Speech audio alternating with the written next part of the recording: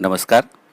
कक्षा 11वीं, विषय हिंदी, आरोह भाग 1, पद्य पाठ संख्या 4, वे आंखें, जो सुमित्रानंदन पंत जी की कविता है। कविता शुरू करने से पहले कवि का परिचय जान लेते हैं। सुमित्रानंदन पंत जी का जन्म 20 मई 1900 में कौसानी, अल्मोड़ा, उत्तराखंड में हुआ था। उनका मूल नाम गोसाई दत्त था, किंतु ये नाम उन्हें पसंद नहीं था, तो उन्होंने अपना नाम सुमित्रानंदन रख लिया था। उनकी प्रारंभिक शिक्षा गवर्नमेंट हाई स्कूल अल्मोड़ा में हुई। तत्पश्चात उच्च शिक्षा बनारस और इलाहाबाद विश्वविद्यालय से हुई। सत्याग्रह आंदोलन के समय पढ़ाई छोड़कर वे आंदोलन में कूद पड़े। 1918 के आसपास वे हिंदी के नवीन धारा के प्रवर्तक के रूप में पहचाने जाने लगे। 1926-27 में काव्य संकलन पल्लव का उन्होंने प्रकाशन किया। उन्होंने एक अध्यापक, लेखक एवं कवि के रूप में कार्य किया। उन्होंने नाटक, कहानी, आत्मकथा, उपन्यास और आलोचना ग्रंथ भी लिखे। उनकी प्रमुख रचनाएं जान लेते हैं। वीणा, ग्रंथि, गुंजन, पल्लव, युगवाणी, ग्राम्या, युगांत, स्वर्ण किरण, स्वर्णधूलि, कला और बूढ़ा चांद, लोकायतन, चिदंबरा, उत्तरा, सत्यकाम आदि उनके महानतम रचना ग्रंथ है। उनके जीवन काल में 28 पुस्तकें प्रकाशित हुई, जिनमें कविताएं, पद्य नाटक और निबंध शामिल हैं। उन्हें मिले सम्मानों की बात करते हैं। कला और बूढ़ा चांद काव्य संग्रह के लिए उन्हें 1960 में साहित्य अकादमी पुरस्कार प्राप्त हुआ। 1961 में पद्म भूषण की उपाधि से विभूषित हुए। 1968 में चिदंबरा के लिए उन्हें भारतीय ज्ञानपीठ पुरस्कार प्राप्त हुआ। सोवियत लैंड, नेहरू पुरस्कार जैसे अनेक उच्च श्रेणी के सम्मानों से वे अलंकृत हुए। पंत जी एक विचारक, दार्शनिक और मानवतावादी के रूप में दिखाई देते हैं। छायावादी युग के 4 प्रमुख स्तंभों में से वे एक हैं। भाषा के प्रति बहुत जागरूक दिखाई देते हैं। उनकी रचनाओं में चित्र भाषा में प्रकृति चित्रण देखने को मिलता है। तत्सम शब्दों से भरी साहित्यिक खड़ी बोली का वे प्रयोग करते हैं। पंत जी बचपन में जिस घर में रहते थे, उस घर को सुमित्रानंदन पंत वीथिका के नाम से एक संग्रहालय के रूप में परिवर्तित कर दिया गया है। उनकी मृत्यु सन 1977 में हुई। अब हम कविता का अल्पसार समझते हैं, उसके बाद कविता की व्याख्या करेंगे। इस कविता में कवि ने शोषण के शिकार किसान के जीवन का बहुत ही यथातथ्य चित्रण किया है। स्वाधीन भारत में किसान की स्थिति में कोई भी परिवर्तन नहीं हुआ है। किसान की आंखें अंधेरी गुफा की तरह दुख एवं पीड़ा से भरी हैं। कवि किसान के जीवन को करीब से देखकर आहत होते हैं और उसी की अभिव्यक्ति इस काव्य के द्वारा वे करते हैं। जमींदार किसान का खेत छीन लेता है, उसके बेटे को मार डालता है। महाजन खेत, घर, बैल, गाय सब छीन लेता है।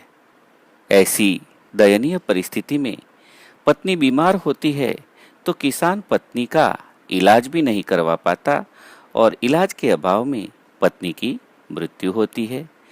और नवजात बालिका देखरेख के अभाव में मां की मृत्यु के बाद 2 ही दिन में मर जाती है। कोतवाल पति की मृत्यु के लिए जिम्मेदार ठहराकर किसान की पुत्रवधू को थाने बुलाता है और इस कलंक से शर्मिंदा होकर पुत्रवधू भी आत्महत्या कर लेती है। इसके साथ साथ उस समय के लोगों के दिमाग में स्त्री के क्या कीमत है, स्त्री को किस नजरिए से वे देखते हैं, उसको भी उजागर करने का कवि ने प्रयत्न किया है। किंतु सुखद यादें कवि को अब तीखी नोक की भांति चुभती है, क्योंकि पहले शायद जीवन सुखद रहा हो, किंतु अब वैसा नहीं है। स्वतंत्रता मिलने के बाद भी, बड़े बड़े वादे होने के बावजूद भी किसान की परिस्थिति में कोई बदलाव नहीं आया, यह दिखाने का कवि ने प्रयास किया है। तो ये हुआ कविता का अल्पसार। आइए अब मैं वनराज चावड़ा इस कविता को व्याख्या सहित प्रस्तुत करता हूँ। वे आंखें। पंत जी की प्रगतिशील दौर की यह कविता है। यह कविता दुष्चक्र में फंसे किसानों के व्यक्तिगत एवं पारिवारिक दुखों की परतों को खोलती है और स्पष्ट रूप से विभाजित समाज की वर्गीय चेतना का खाका प्रस्तुत करती है। कहने का अर्थ यह है कि हम समाज में बातें करते हैं, सब बराबर है, पर आज भी समाज में कहाँ बराबरी है? बिल्कुल नहीं है। उच्च वर्ग और निम्न वर्ग आर्थिक आधार में बटा हुआ है, जाति के आधार पर समाज बटा हुआ है, भाषा एवं प्रांत के आधार पर भी समाज बटा हुआ है। ऐसे समाज में किसान की क्या परिस्थिति है, उसका क्या हाल है, उसको यथातथ्य रूप में दिखाने का प्रयास है। अंधकार की गुहा सरीखी उन आंखों से डरता है मन, भरा दूर तक उनमें दारुण दैन्य दुख का नीरव रोदन। वह स्वाधीन किसान रहा, अभिमान भरा आंखों में इसका, छोड़ उसे मझधार आज, संसार कगार सदृश बह खिसका। गुहा यानी कि गुफा, दारुण माने भयंकर घोर, स्वाधीन खुद के अधीन स्वतंत्र, कगार किनारे पर। कवि कहते हैं कि किसान की आंखें अंधकार से भरी गुफा के समान है, अर्थात उसमें प्रकाश की किरण का नामो निशान नहीं है। उनमें अत्यंत दीनता, पीड़ा एवं शांत रुदन का भाव भरा हुआ है। इन दुखी, निराश, उदास, खालीपन लिए हुई आंखों को देखकर कवि को डर लगता है।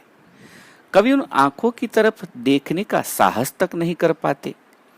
किसान की आंखों में भय व खालीपन है, कवि उसका सामना नहीं कर पाते। कवि को उन आंखों से डर लगता है। वह स्वाधीन किसान रहा, अभिमान भरा आंखों में इसका, छोड़ उसे मझधार आज, संसार कगार सदृश बह खिसका।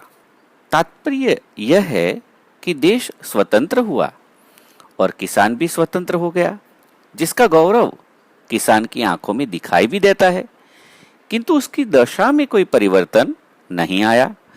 वह आज भी दुखी एवं पीड़ित है। इस आजादी से उसे कोई लाभ नहीं मिला, उसकी स्थिति में कोई सुधार नहीं हुआ। शासक वर्ग ने उसकी स्थिति में सुधार करने के प्रयास भी नहीं किए। दुनिया के लोग किसान को मझधार में छोड़कर किनारे की ओर खिसक गए, यानी कि स्वतंत्र भारत में किसान उपेक्षित ही रह गया। इसके माध्यम से कवि ने किसान की दुर्दशा का मार्मिक चित्रण किया है। आगे का अंश देखते हैं। लहराते वे खेत ध्रुगों में, हुआ बेदखल वह अब जिनसे, हंसती थी उसके जीवन की हरियाली जिनके तृण तृण से। यानी कि लहलहाते खेतों को देखकर किसान के जीवन में प्रसन्नता छा जाती थी। तात्पर्य यह है कि हरे भरे खेत ही उसकी खुशहाली का आधार थे। हरियाली के तिनके तिनके से उनका जीवन खुशियों से भर जाता था। पर आज उस किसान को उन खेतों से बेदखल कर दिया गया है। उसका खेत जमींदार द्वारा छीन लिया गया है। आगे कवि कहते हैं, आंखों ही में घूमा करता वह उसकी आंखों का तारा, कारकुनों की लाठी से जो गया जवानी ही में मारा। जब किसान के खेत छल पूर्वक छीन लिए गए, उन्हें बेदखल कर दिया गया, तो किसान के जवान बेटे ने उसका विरोध किया। तो जमींदार के कारिंदों ने किसान को प्रिय और इकलौते बेटे को लाठियों से मार मार कर उसकी हत्या कर दी। किसान अपने बेटे को भूल नहीं पाता है और अपने प्रिय बेटे की छवि हमेशा उसकी आंखों में ही घुमा करती है। आगे का अंश पढ़ते हैं।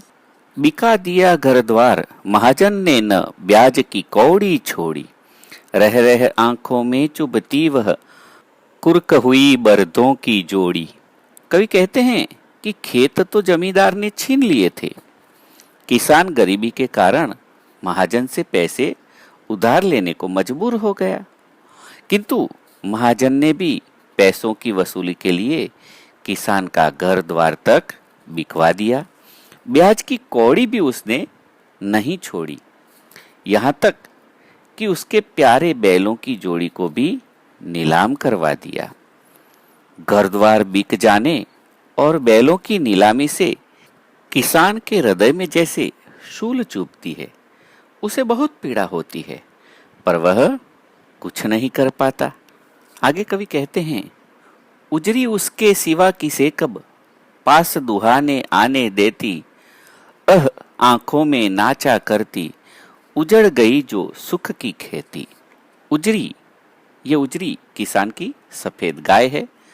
सफेद होने की वजह से ही वह उसे उजरी कहता है। उसका दूध वह स्वयं निकाला करता था। उजरी गाय किसी और को दूध दोहने नहीं देती थी, किंतु आर्थिक अभाव में उसे भी बेचना पड़ा। जमींदार और महाजन ने उस गरीब पर कोई दया नहीं की और उसका सब कुछ छीन लिया, बिकवा दिया। उसकी आंखों में उन सुख भरे दिनों की स्मृति ही शेष है, क्योंकि अब तो सुख की खेती उजड़ चुकी है। यानी कि जीवन में जो भी सुख था वो अब नहीं बचा, सब उजड़ गया, बर्बाद हो गया। आगे के अंश को पढ़ते हैं। बिना दवा दर्पण के घरनी, स्वर्ग चली आंखें आती भर, देख रेख के बिना दुध मुही, बिटिया 2 दिन बाद गई मर। कवि यहाँ बता रहे हैं कि जवान बेटे की हत्या, घर द्वार, बैलगाय सब तो लूट गया। इतनी मुसीबत में किसान की पत्नी बीमार हो गई, किंतु पैसों की कमी के कारण वह उसका इलाज भी नहीं करवा पाया और वह दवा के अभाव में मर गई। वह इस बात को याद करके रो पड़ता है। उसकी मृत्यु के बाद उसकी दुधमुही यानी कि नन्ही बेटी भी देखभाल के अभाव में 2 दिन बाद ही मर गई। बिना मां की बच्ची का कौन ख्याल रखता, वह भी मर गई। आगे कवि बताते हैं कि घर में विधवा रही पतोहू, लक्ष्मी थी यद्यपि पति घातिन, पकड़ मंगाया कोतवाल ने, डूब कुएं में मरी एक दिन। यहाँ पर कवि ने नारी पर होने वाले अत्याचारों की पराकाष्ठा की बात की है। किसान के जीवन में घट रही दुर्घटनाओं के बारे में बताते हुए कवि आगे कहते हैं कि अब उसके घर में केवल बेटे की विधवा पत्नी ही बची है। वह लक्ष्मी थी, यानी कि अच्छे गुणों वाली थी, पर उस पर भी पति की हत्या का आरोप लगा दिया गया और कोतवाल ने अपने सिपाही भेजकर उसे पकड़कर थाने बुला लिया। शायद उसके साथ दुर्व्यवहार भी किया हो। इसके कारण वह समाज में बहुत शर्मिंदा हुई और एक दिन उसने भी कुएं में डूबकर आत्महत्या कर ली। आगे का अंश देखते हैं। खैर पैर की जूती जोरू, न सही एक दूसरी आती, पर जवान लड़के की सुध कर, सांप लौटते फटती छाती। यहाँ कवि ने पत्नी को, स्त्री को पैर की जूती मानने वालों की मानसिकता की बात की है। यह चित्रण स्त्री की उस समय समाज में जो स्थिति थी उसकी ओर संकेत करता है। समाज की नजर में स्त्री एक तुच्छ सी वस्तु है और इसीलिए कहा पत्नी क्या है, वह पैर की जूती समान है, एक मर गई तो दूसरी आ जाएगी। पर जब भी वह जवान बेटे को याद करता है तो उसका दुख असहनीय हो जाता है। वह इस असीम दुख से व्याकुल हो जाता है, उसकी छाती फट जाती है। इसके माध्यम से कवि ने उस समय स्त्री की क्या महत्ता थी और बेटे की क्या महत्ता थी, इसको समझाने का प्रयास किया है। आगे कवि कहते हैं, पिछले सुख की स्मृति आंखों में क्षण भर एक चमक है लाती, तुरत शून्य में गड़ वह चितवन, तीखी नोक सदस बन जाती। किसान अपने पिछले सुखमय जीवन को जब भी याद करता है, उसकी आंखों में चमक आ जाती है, परंतु वह अधिक समय नहीं टिकती। पल भर बाद जैसे ही उसे वर्तमान स्थिति का ध्यान आता है, उसकी वह दृष्टि कहीं शून्य में खो जाती है। दुखों की काली छाया उसे घेर लेती है और उसकी दृष्टि तीखी नोक के समान चुभने वाली हो जाती है। यहाँ यह कविता पूर्ण होती है।